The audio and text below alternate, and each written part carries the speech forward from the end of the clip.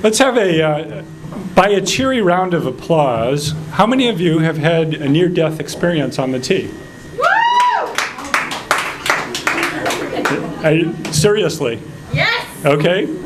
We might have to ask you about it after.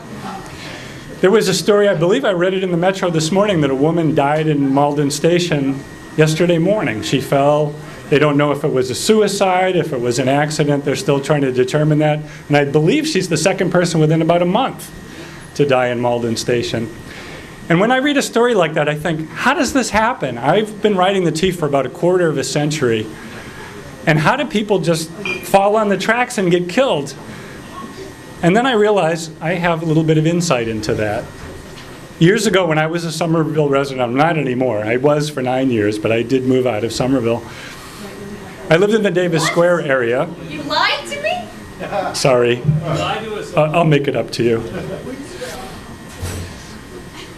There was a huge snowstorm one night, and there was a lot of snow on the ground. And when there's a lot of snow and you love to cross-country ski like I do, you get out in it whenever you can, and ski places that you normally can't, in the middle of the road, on sidewalks, out in the woods. So I went out that evening with my wife and her sister, and we were cross-country skiing on the bike path that goes through Davis Square. It continues on toward Boston, and it gets to a point where the pavement ends, and when there's no snow on the ground, it becomes an area where you don't really want to go. I don't even know what's there. It's probably overgrown. But with a couple of feet of snow on the ground, we couldn't really tell where the pavement ended, and we just continued on down the bike path.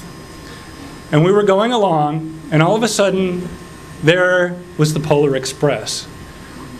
A commuter rail train was immediately on our left, going along, churning up all kinds of powder snow and great clouds. And we were on a course that was going to intersect with the tracks that we didn't know was there. And if we were about 30 seconds or a minute ahead of where we were, we would have been wearing that train.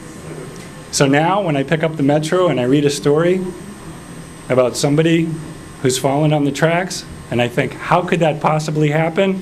I think, oh yeah, I was almost a news story.